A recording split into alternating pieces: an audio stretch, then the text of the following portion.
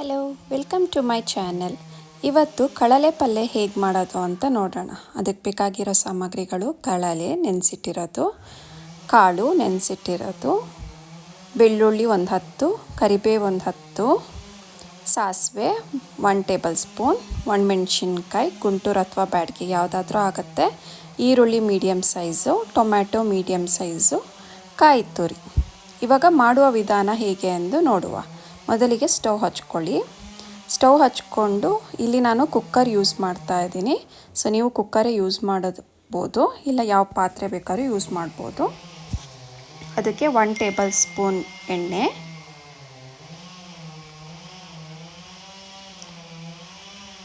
ಎಣ್ಣೆ ಕಾದ್ಮೇಲೆ ಅದಕ್ಕೆ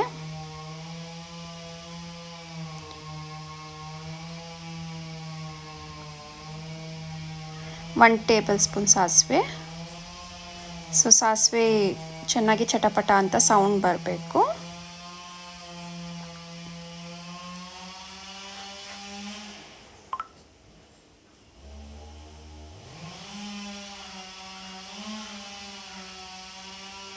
ಆ ಸೌಂಡ್ ಬಂದಮೇಲೆ ಅದಕ್ಕೆ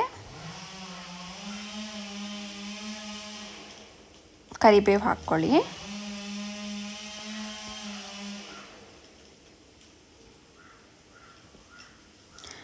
ಬೆಳ್ಳುಳ್ಳಿ,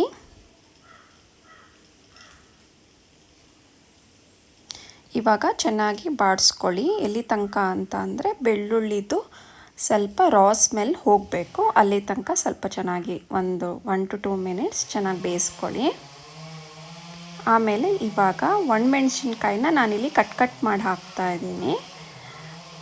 ಕಟ್ ಮಾಡಿ ಹಾಕೋದ್ರಿಂದ ಸ್ಪೈಸು ಚೆನ್ನಾಗಿ ಪಲ್ಯಗೆ ಮಿಕ್ಸ್ ಆಗುತ್ತೆ. ಸೊ ನಿಮಗೆ ಜಾಸ್ತಿ ಸ್ಪೈಸಿ ಫುಡ್ ಇಷ್ಟ ಅಂತಂದರೆ ನೀವು ಜಾಸ್ತಿ ಒಣಮೆಣ್ಸಿನ್ಕಾಯಿ ಯೂಸ್ ಮಾಡ್ಬೋದು. ನಮ್ಮ ಮನೇಲಿ ಎಲ್ಲರೂ ಮೀಡಿಯಮ್ ಸ್ಪೈಸಿ ಯೂಸ್ ಮಾಡ್ತಾರೆ. ಸೊ ಹಾಗಾಗಿ ನಾನು ಇಲ್ಲಿ ಒಂದು 7 ಒಣಮೆಣ್ಸಿನ್ಕಾಯಿ ಯೂಸ್ ಮಾಡಿದ್ದೀನಿ.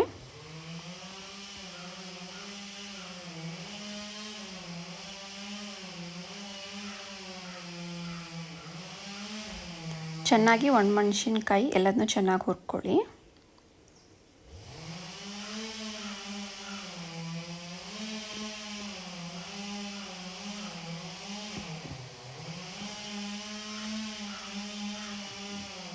ಇವಾಗ ಸಣ್ಣದಾಗಿ ಹೆಚ್ಚಿಟ್ಕೊಂಡಿರೋ ಈರುಳ್ಳಿ ಹಾಕ್ಕೊಳ್ಳಿ.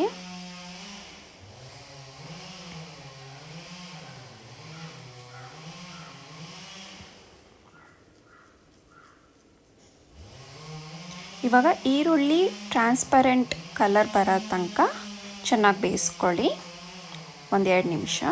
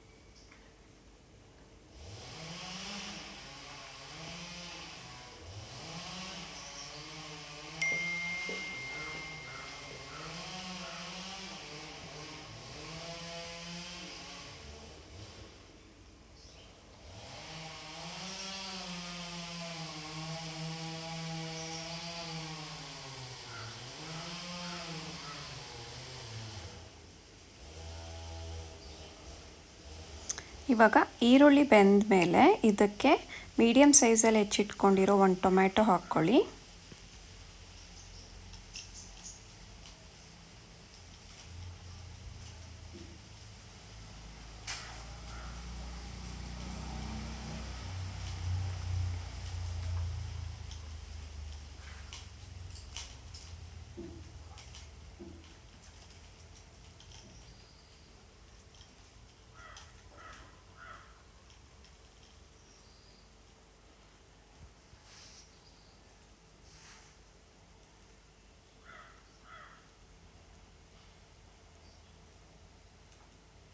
ಇವಾಗ ನೆನೆಸಿಟ್ಕೊಂಡಿರೋ ಕಾಳು ಹಾಕ್ಕೊಳ್ಳಿ.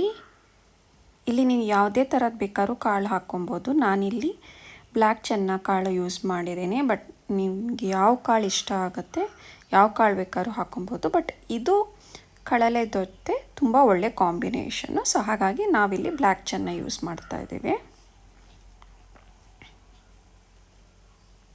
ಇದು ಆಪ್ಷನಲ್ ಕೂಡ, ಇದನ್ನು ಹಾಕ್ತೇನೂ ಪಲ್ಯ ಮಾಡ್ಬೋದು, ಚೆನ್ನಾಗೇ ಬರುತ್ತೆ.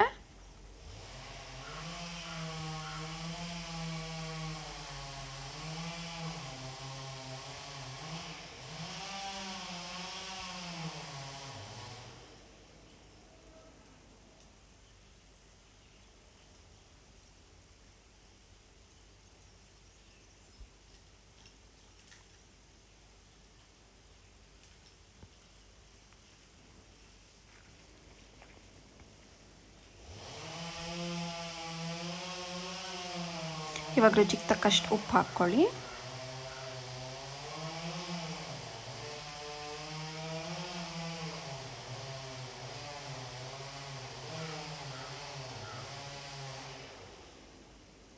ಹಾಗೆ ಸ್ವಲ್ಪ ಅರಿಶಿನ,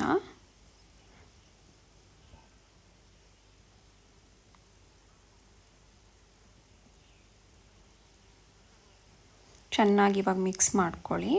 1-2 ನಿಮಿಷ ಎಲ್ಲ ಮಸಾಲೆ, ಉಪ್ಪು ಎಲ್ಲ ಚೆನ್ನಾಗಿ ಮಿಕ್ಸ್ ಆಗಲಿ.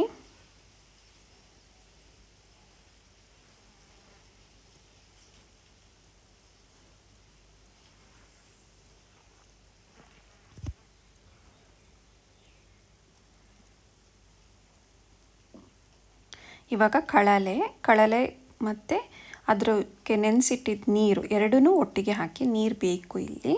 ಸೊ 2 ಹಾಕಿ, ನಿಮಗೆ ಕಳಲೆನ ಹೇಗೆ ಪ್ರಿಪೇರ್ ಮಾಡಬೇಕು ಅನ್ನೋ ಡೀಟೇಲ್ಸ್ ಬೇಕು ಅಂತಂದರೆ ಪ್ಲೀಸ್ ಕಮೆಂಟ್ ಮಾಡಿ. ನಾನು ಅದರದ್ದನ್ನು ನೆಕ್ಸ್ಟ್ ವೀಡಿಯೋದಲ್ಲಿ ಹಾಕೋಕ್ಕೆ ಟ್ರೈ ಮಾಡ್ತೀನಿ. ಸೊ ಸಿಂಪಲಾಗಿ ಹೇಳಬೇಕು ಅಂತ ಅಂದರೆ, ಕಳಲೆ ಅಂತ ಅಂದರೆ ನೀವು ಬ್ಯಾಂಬೂ ಶೂಟು ಗ್ರೋ ಆಗೋದು, ಅದು ಎವ್ರಿ ಇಯರ್ ಒನ್ಸ್ ಗ್ರೋ ಆಗುತ್ತೆ. ಸೊ ಅದರದ್ದು ಮೇಲ್ಗಡೆ ತಿರುಳು ಅಂತ ಕರಿತೀವಿ ನಾವು. ಸೊ ಅದನ್ನು ಯೂಸ್ ಮಾಡ್ಕೊತೀವಿ. ಅದನ್ನು ತಂದು ಅದ್ರದ್ದು ಹೊರಗಡೆ ಇರೋ ಸಿಪ್ಪೆನ 1-2 ಲೇಯರ್ ತೆಗೆದು ಸಣ್ಣದಾಗಿ ಹೆಚ್ಕೊಂಡು, ಅದನ್ನು ನಾವು ತೊಳೆದಿರೋ ಅಕ್ಕಿ ನೀರಲ್ಲಿ 1-2 ದಿನ ಅದನ್ನು ನೆನೆಸಿಟ್ಟು ಮತ್ತೆ ಚೆನ್ನಾಗಿ ವಾಶ್ ಮಾಡಿ ಆಮೇಲೆ ಅದನ್ನು ಯೂಸ್ ಮಾಡಬೇಕು. ಆವಾಗ ಮಾತ್ರ ಅದು ಕನ್ಸ್ಯೂಮ್ ಮಾಡೋದಕ್ಕೆ ಉತ್ತಮ. ಸೊ ಇವಾಗ ತುರಿದಿರೋ ಕಾಯಿ ತುರಿ ಹಾಕಿ,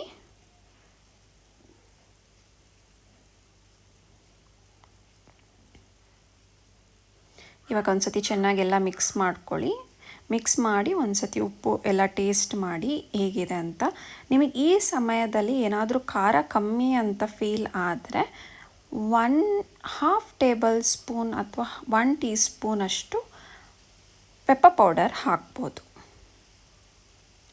ಇವಾಗ ಕುಕ್ಕರ್ ಮುಚ್ಚಿ 2-3 ವಿಷಲ್ ಆಗಬೇಕು. ನಾನಿಲ್ಲಿ 3 ವಿಷಲ್ ಬರ್ಸಿದ್ದೀನಿ.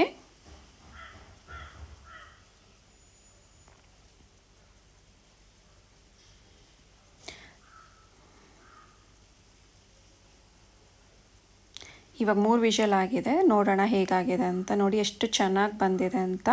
ನೀರು ಎಷ್ಟಿತ್ತು ಅದೆಲ್ಲದೂ ಆವಿಯಾಗಿ ಹೋಗಿದೆ.